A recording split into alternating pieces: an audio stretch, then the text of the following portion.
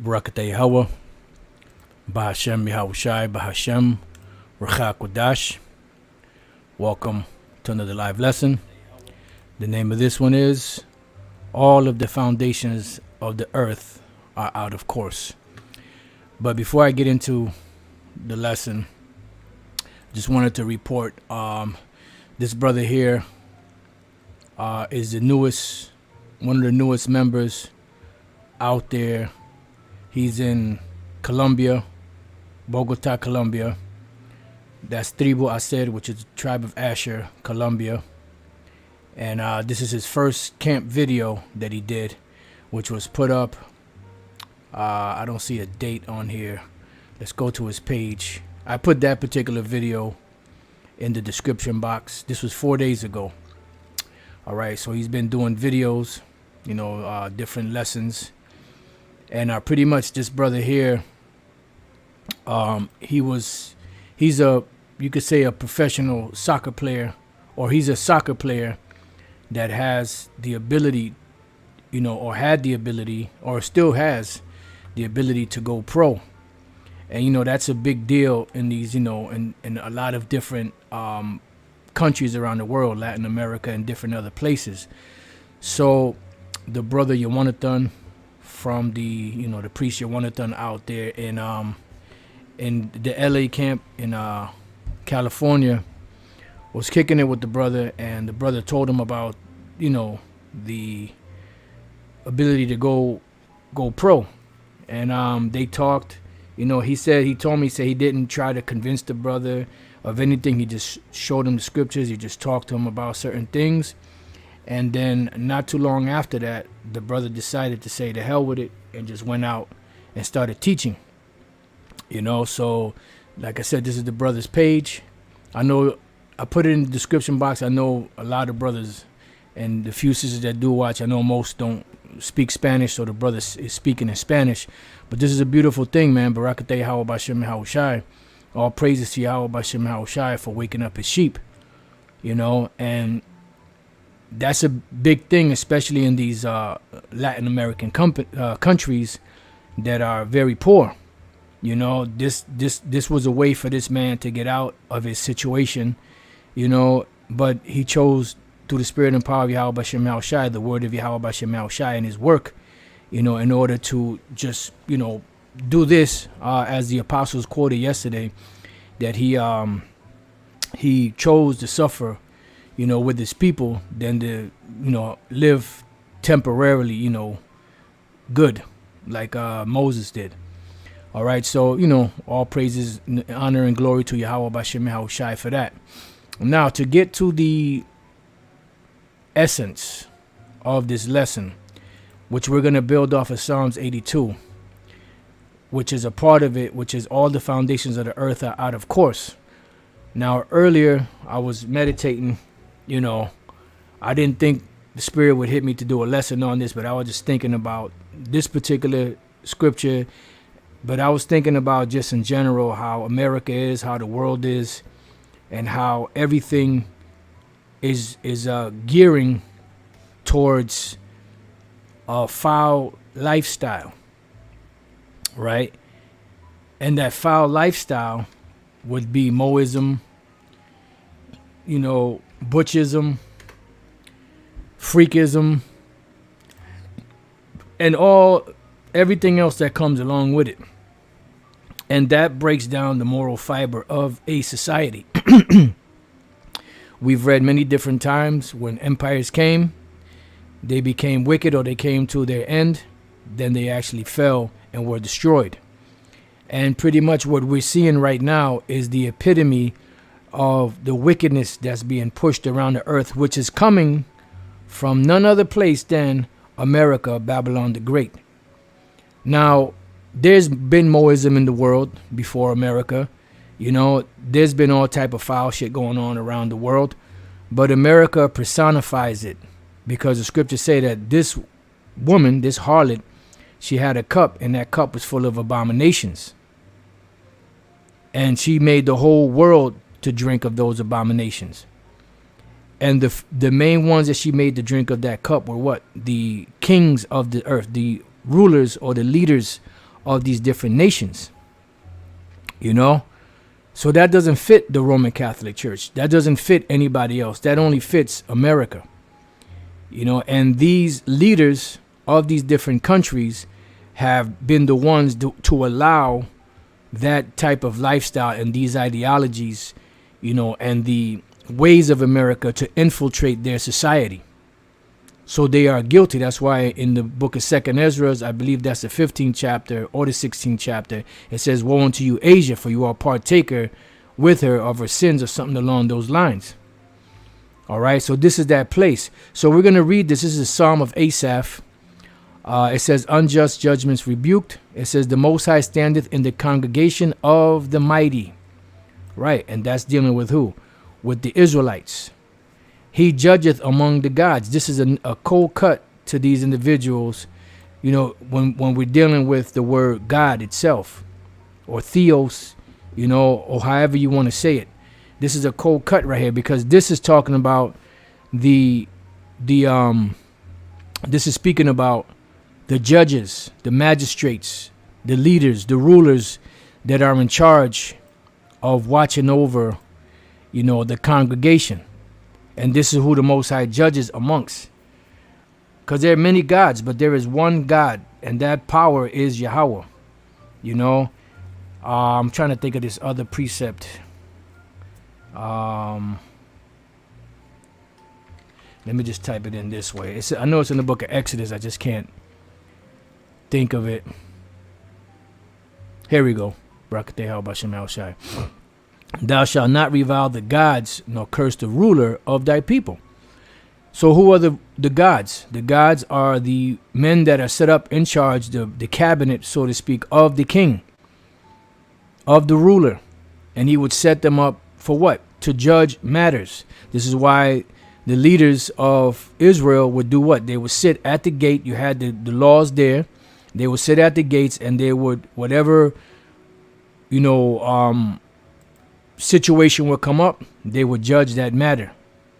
And whatever it was, they were not supposed to take bribes. They were not supposed to take gifts, because a gift destroyeth the hearts, you know. So they were supposed to judge justly according to what the law said, and according to the two sides of these individuals that had a beef with each other. They were supposed to judge rightly. You see? And that's the whole purpose for a cabinet or nobles, you know, to be ruling in a particular kingdom, to officiate the business of the king and to enact the laws of that particular empire. In the case of Israel, we're dealing with the laws, statutes, and commandments of Yahweh Bashem Yahushai. Now, when we look up this word gods, right, the word there is what? Alahayim, which is the same word that's used in Genesis 1:1. In the beginning, God created the heaven and the earth. And that God there is Alahayim, which is a plural way or plural form in the Hebrew of saying God, or Allah, which is God. Alahayim is gods, plural. So this particular one, when it says thou shalt not revile the gods, it's talking about the rulers of your people. Because it says here, plural. Rulers, judges, divine ones, angels, gods. So you can have angels that are known as Alahayim, like in the case of Yahushai and the angels. But you also have rulers, magistrates, those that are set up in positions of authority to rule and govern over the people. These are the ones. And you have divine ones, which could be also angels, or it could be those that are divinely inspired, like the prophets. All right? So rulers, judges. And it goes on to give you more. You know, it gives you God, goddesses, godlike one. Works or special possession of the Most High, the true power. So it depends on what the context of the scripture is to be able to apply what it's speaking about. So going back, thou shalt not revile the gods, which is the what? The judges, the judges that are the magistrates that are among you. Like in the case with the Apostle Paul when he cursed out the high priest. But he said he didn't know that it was the high priest. You know, they said, do you revile the ruler of the Most High, or something like that, the high priest? He said, I wish not that it was a high priest, for it is written, thou shalt not revile the gods. You know? So that's what it's talking about. But these individuals, especially in the Renaissance Christian church, they have this etched notion of the teachings of Esau through Renaissance Christianity. And this is the problem, and this is what's pushing along this foul, degenerate type of lifestyle out here. You know, going back to Psalms chapter 82, let's read on. It says, how long will you judge unjustly and accept the person of the wicked? Selah, right? Because if you judge wrongly, yeah, you're going to get a reward for it. But don't you know that eventually down the line, you're going to have to pay for that? Something's going to come down the line where your actions or inactions are going to be judged. See? But if you rule right, you're supposed to do that and then have a clear conscience. But most people today are not taught, there's words for it right now. They're escaping me, but they're not taught to be righteous, for lack of better words. There's another word for it. You know, so what do? They take the other way. Because as the ruler of the people is, so are the people that are in that particular kingdom. The way Esau is the way that the majority of people run things. They're crooked, people are crooked. They're wicked, people are wicked. They have a wicked lifestyle. The aura around them and the people around them is a wicked lifestyle. It says, defend the poor and fatherless, do justice to the afflicted and needy, deliver the poor and needy, rid them out of the hand of the wicked. And they're not doing that. Esau's not doing that. And Jake, that get in certain positions to do this, they don't do it because they're officiating the business of the ones that hired them and put them in that position in the first place. That's why judgment never goes forth. Why? Because the wicked is in rulership. And they don't judge rightly. The only time they judge in anyone's favor is when it benefits them, not when it benefits anyone else, especially Jake. It says, they know not, neither will they understand. Yeah, because the wicked are not going to understand. They walk on in darkness, and they have the godlike power to keep the world in darkness. This is why the Lord said that this veil that's covering all these nations, he's going to remove it. And the ones that are part of the nation of Israel, that are part of the elect, are going to have that removed from them. And they're going to be able to see through this devil and see past and be able to make decisions that are not in that foul manner of this society. But it comes with consequences, you know. The scriptures speak about they do wrong to him, that even when he speak of the right, I can't, Salaka, my memory right now is not, I'm not firing in all pistons mentally right now, I guess. But you brothers know what I'm talking about. Yeah, you know what? I'm going to read this since the brother put it up.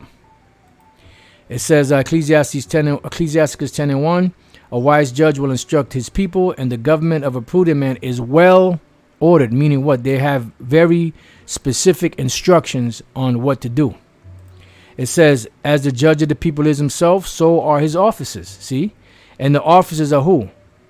The officers are the ones that officiate the business for the ruler. If the ruler's corrupt, they're corrupt. And then it trickles down. It says, and what manner of man the ruler of the city is, such are all they that dwell therein. Right. And that's why you see this foul, filthy, flagrant spirit that's in America and around the world because of America. An unwise king destroyeth his people. Right. But through the prudence of them which are in authority, the city shall be inhabited. And this is why the scriptures say that, woe unto you when princes eat in the morning. I forget exactly how it's worded in the book of Ecclesiastes. Why? Because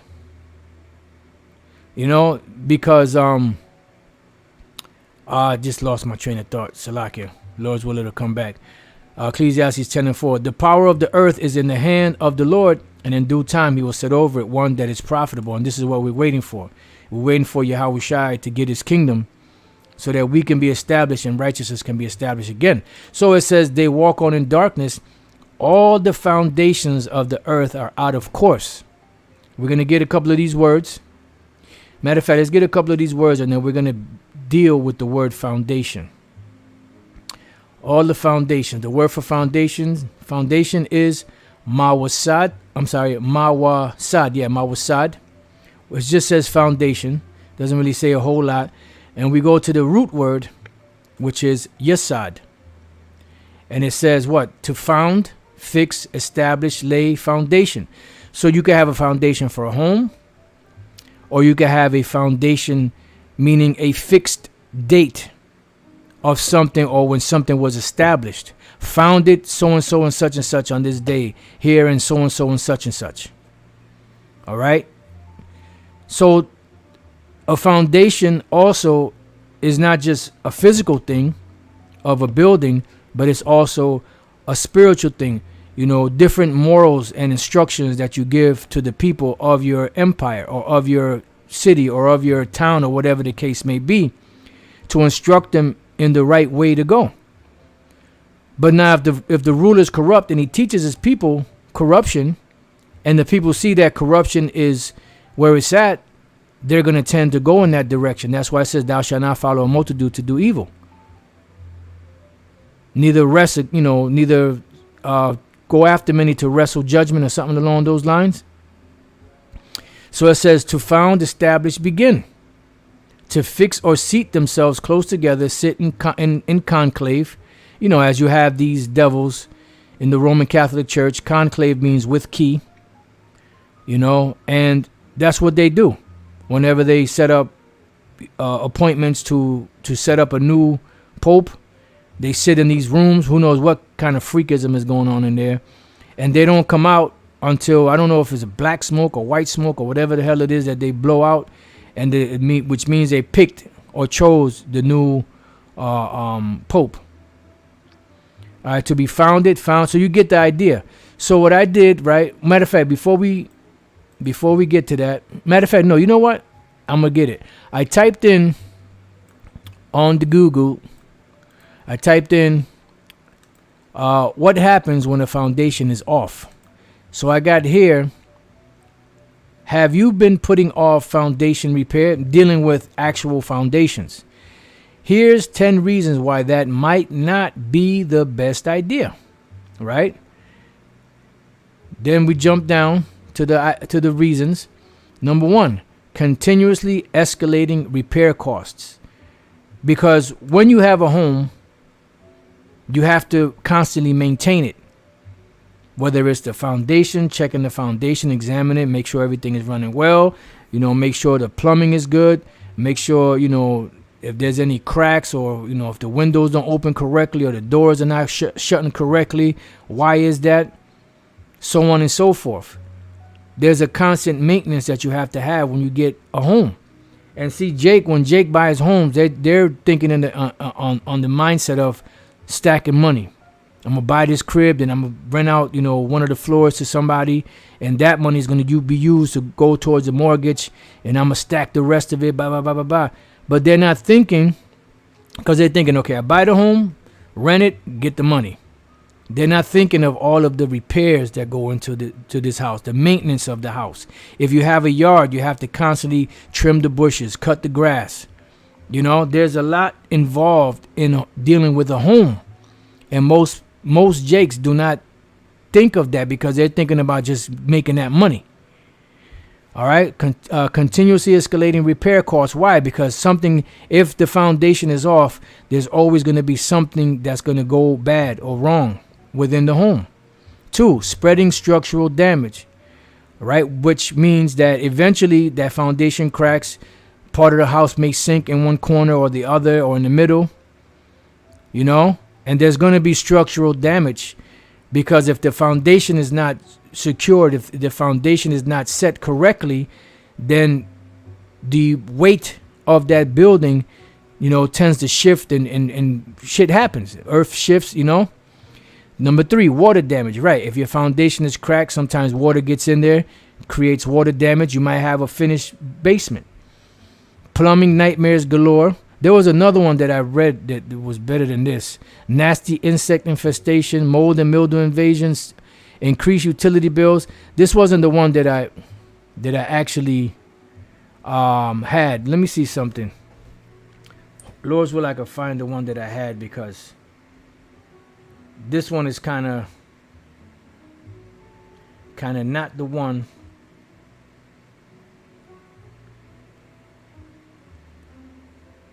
Let me see something. Yeah, this is one of them. But what?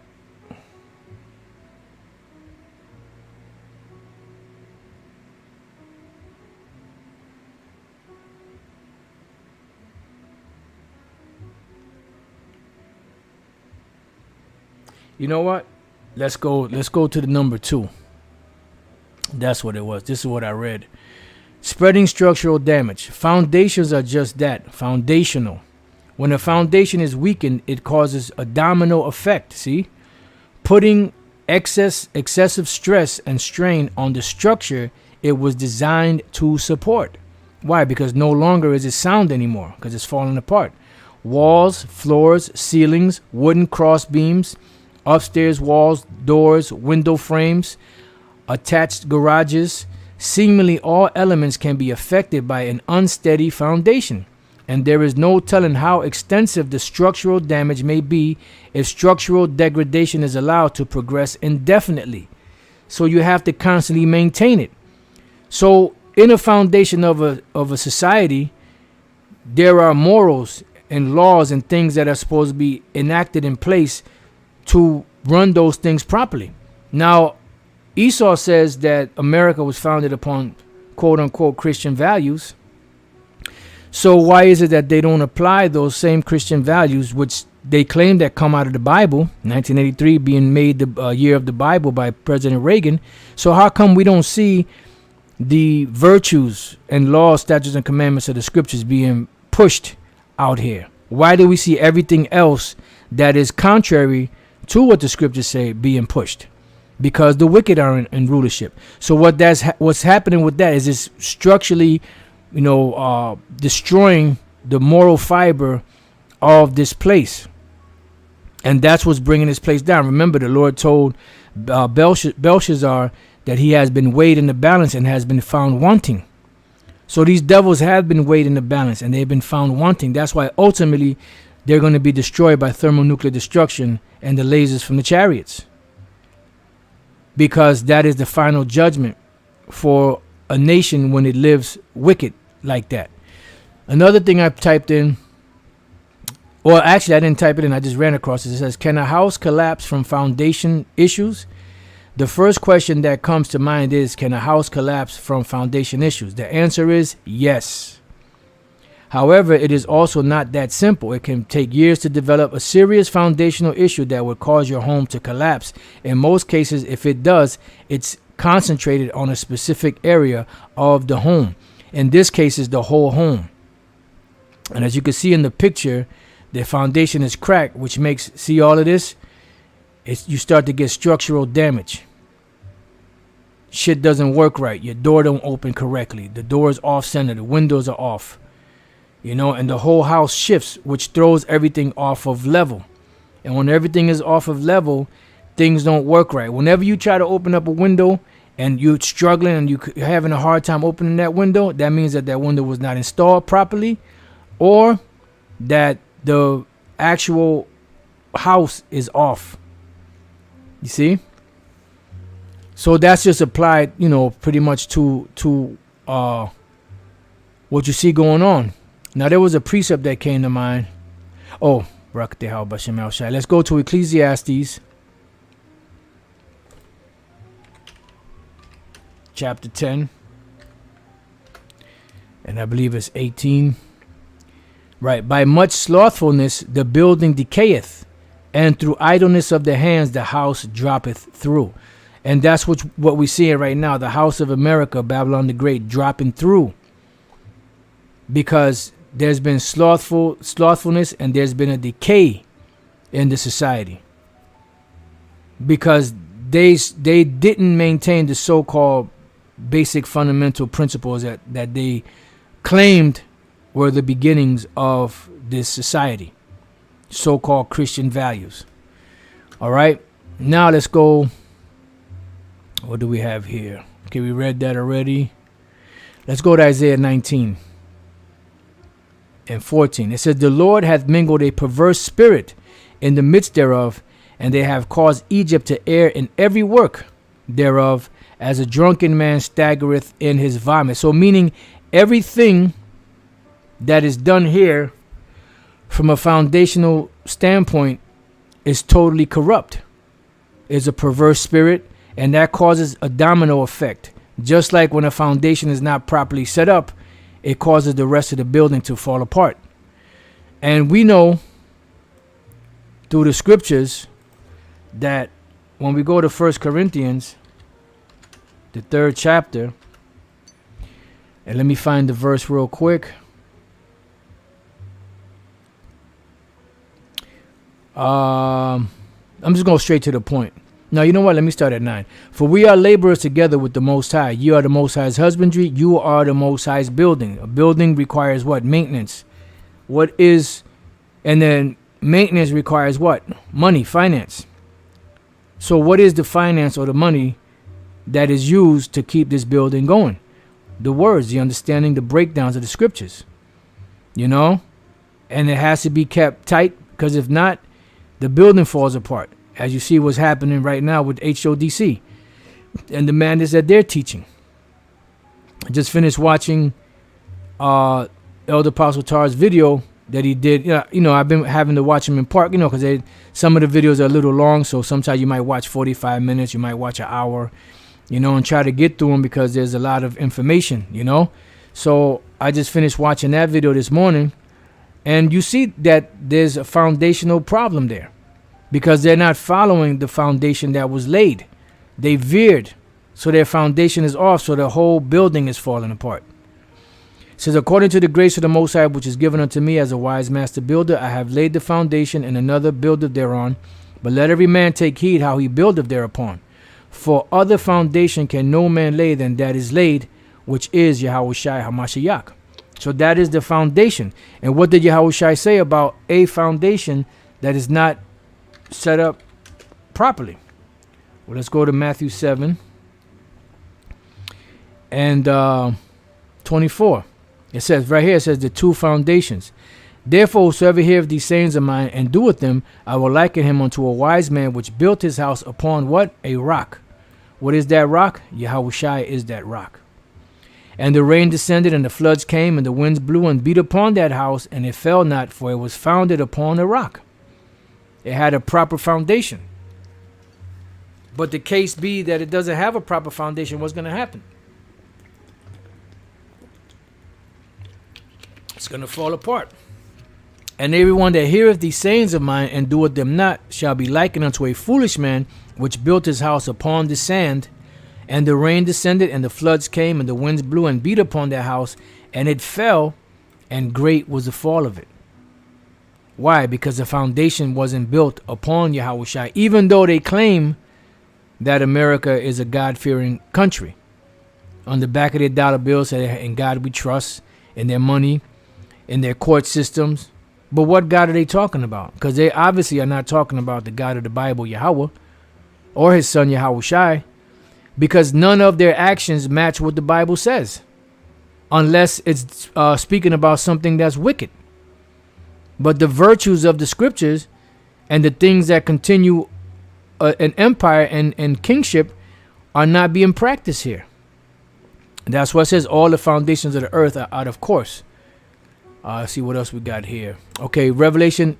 We're going to go back to Isaiah. Revelation 11 and 8. And their dead bodies, meaning what? The Israelites' dead bodies, not physically, but spiritually, shall lie in the street of the great city. What is this great city? America. It's not talking about the Roman Empire, the Roman Catholic Church. It's talking about America, that great city, which ruleth over the whole earth, as we read in Revelation 17. The Roman Catholic Church is not ruling over the whole world. Because if that was the case, you would have no other religion but the RCC religion governing over all of these different nations. And that's not the case. It says, which spiritually is called Sodom and Egypt. Why was it spiritually called Sodom? And what was Sodom known for? That was the head city of those 5 cities that were steeped deep in Moism. And what happened? The Lord came down and took them out. Bring it out. Salakia. Let's prove that. Let's go to Genesis 19:1. It says, the doom of Sodom. And there came 2 angels of Sodom at evening, and Lot sat in the gate of Sodom.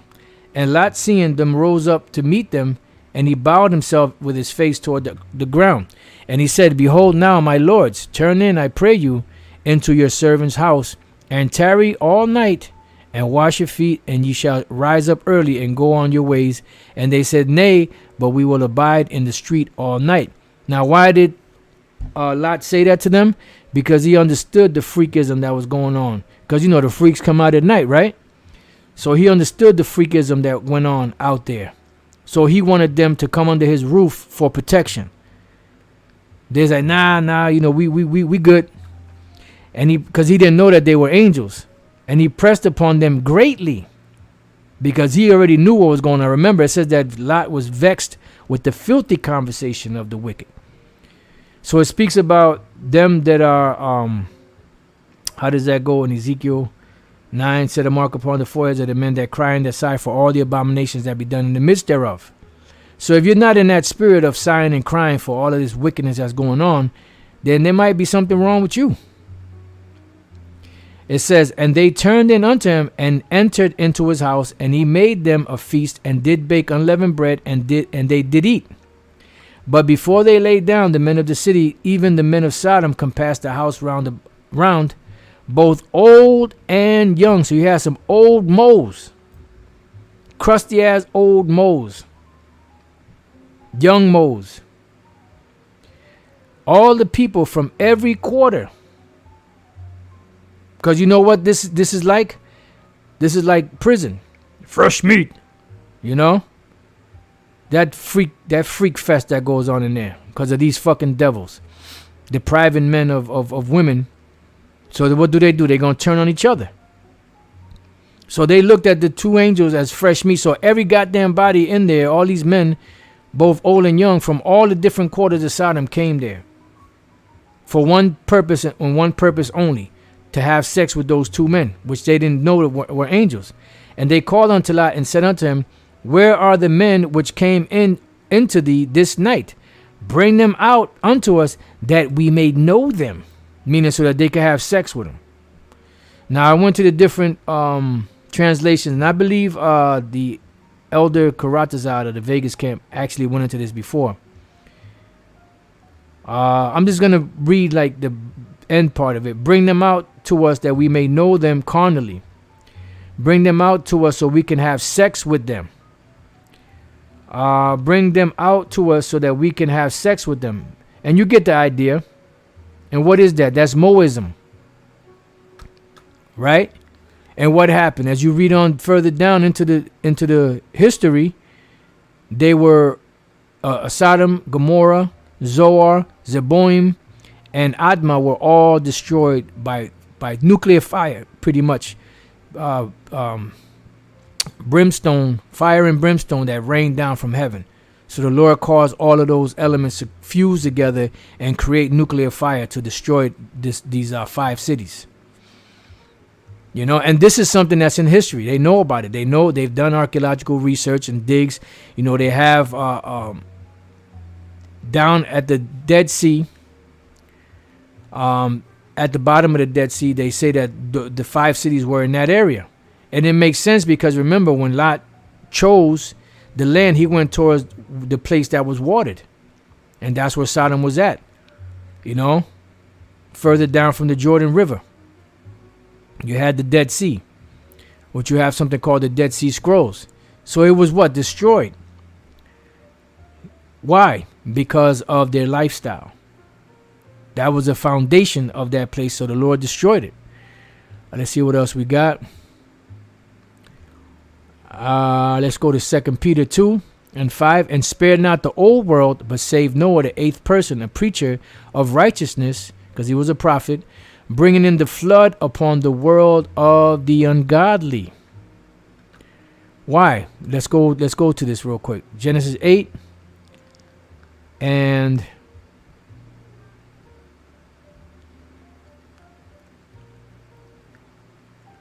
you know what? Now let's go to the 6th chapter. See, these are all examples as we're going to read in 2 Peter. Genesis 6:5. And the Most High saw the wickedness of man, wickedness of man. Let me read that again. And the Most High saw that the wickedness of man was great in the earth, and that every imagination of the thoughts of his heart was only evil continually. And it repented the Lord that he had made man on the earth, and it grieved him at his heart. And the Lord said, I will destroy man whom I have created from the face of the earth, both man and beast, and the creeping thing, and the fowls of the air, for it repenteth me that I have made them. But Noah found grace in the eyes of the Lord, which Noah and his family, they represented the elect back then. These are the generations of Noah. Noah was a just man and perfect in his generation, and Noah walked with the Most High. And Noah begat 3 sons, Shem, Ham, and Japheth. The earth also was corrupt before the Most High, and the earth was filled with violence. So how much more now when it's compiled on top, It says, and the Most High looked upon the earth, and behold, it was corrupt, for all flesh had corrupted his way upon the earth. The Most High created man upright, and they sought out many inventions. So how much more now in these times? So going back to 2 Peter 2:6, and turning the cities of Sodom and Gomorrah into ashes, condemned them with an overthrow. Why? Because of their filthy lifestyle. Making them what? An ensample unto those who that after should live ungodly. Right. So you have an example. You have the history. You have the archaeological digs of these things that took place and the reason why they took place. So why would you put yourself in that position to be destroyed like they were destroyed? Well, it's all in the plans of the Most High, Yahweh Bashem Yahushai, which shows you that man's goings are of the Lord. How can a man then understand his own ways? Because anybody in their right mind would have said, you know what, nah, I ain't gonna mess with that, because look how they got destroyed. We can't push that on a society that we claim to be Christian. It says, and deliver just Lot, vexed with the filthy conversation of the wicked, for that righteous man dwelling among them, and seeing and hearing, vex his righteous soul from day to day with their unlawful deeds. You see? And that's why he was urging the 2 angels to come under his roof, because he knew what going out there, So going back to Isaiah 19, the Lord hath mingled a perverse spirit in the midst thereof. And I believe this perverse, the word here, perverse, is to turn around. Ayam, distorting, perverting, warping, right? When you warp something, you take it out of its original form. And that's what they've done. They turned everything upside down. Woe to you that call evil good and good evil. Right, iniquity, perverse, which perverse or perversion is pretty much iniquity, which is compounded sin. Sin on top of sin on top of sin on top of sin on top of sin. So the Lord did this. Who did this? The Most High did this. The Lord Yahweh hath mingled a perverse spirit. Matter of fact, let's look up the word mingled. Masak, to mix, mingle, produced by mixing, to pour, mix, right? So the Lord is the one that mingled all this stuff together. Why? Because he's doing it for his purpose. A perverse spirit in the midst thereof. So it's a perverse spirit. It's not just perversion or iniquity. It's a perverse spirit. So there's an actual spirit out there that jumps on these people to do these things. You see, like the Apostle Paul mentioned. Because they did not like to retain the Most High in their mind, the Lord gave them over to what? A reprobate mind. So the Lord mingled that perverse spirit in the midst of Egypt. And we know this ain't talking about ancient Egypt. It's talking about modern day Egypt when we go to Revelation 11 and 8. And their dead bodies, Israel's bodies, mentally dead, shall lie in the street of the great city, America, which spiritually is called Sodom and Egypt. See? So they're known spiritually as Sodom and Egypt. It says where also our Lord was crucified. It doesn't mean actually crucified, like, because he was crucified in Jerusalem. But this means that he was crossed out. Because when most people think about the Lord, they think about a so-called white person. You could go on Google, type in God, watch the images that come up. You could type in so-called Jesus, and you could see the images that come up. All images of so-called white people. All right? So this is where he was crucified or crossed out. So this place is that Sodom and Egypt. And that's why all the foundations of the earth are out of course. Let's see. Let's go back. They know not, neither will they understand. They walk on in darkness. This is Psalms 82 and 5. All the foundations of the earth are out of course. They're all out of whack. The word course is mawat. To totter, shake, slip. So when something is tottering, it's like a fence, or it causes a domino effect. Totter. Move in a feeble or unsteady way. Right, like when we were reading about the foundation of a home. So when the foundation is weak, guess what? The building is in danger of falling apart. So this society spiritually is weak. So they're in danger of collapsing. And that's exactly what's going to happen. Of a structure shaken or sway as if about to collapse. Right. And you also have a domino effect. A feeble or unsteady gait. So you have a domino effect. And you know what happens when you push one domino. Once that domino is in motion and it touches the next one, boom, it just keeps on going until all those dominoes fall. Teeter, see? Stagger, wobble, stumble, dotter. Now there's a scripture, I believe that's Psalm 62, about a tottering fence, I think it is. Right. Psalm 62 and 3. How long will you imagine mischief against a man? You shall be slain, all of you. As a bowing wall shall you be, and as a tottering fence. Right, because the wall is all connected. And if one part of the wall starts to fall, guess what? That whole wall is going to eventually fall, because it's going to follow suit, because it's all connected. So that's a tottering fence. Let's see what the word tottering says here. The word tottering, decha. To push, thrust, chase, overflow, totter, soar, drive away or out, be outcast, be cast down. To push violently. To thrust down, cast down. All right. Like a domino effect. It all falls apart. So it says shake or slip. So everything is out of course, which means everything is going to fall and collapse. Because all the foundations of the earth are out of course. Why? Because the main leader of the so-called free world, America, Babylon the Great, has pushed that Babylonian juice, that foul, filthy, abominable cup into the mouth of all these nations, and they're following right behind her footsteps. So America's going to fall, and this whole demonic wicked system. Because Esau is the end of the world and Jacob is the beginning of it that followeth. So with that, I pray that you brothers and few sisters have been edified. Till the next time I say, Shalom.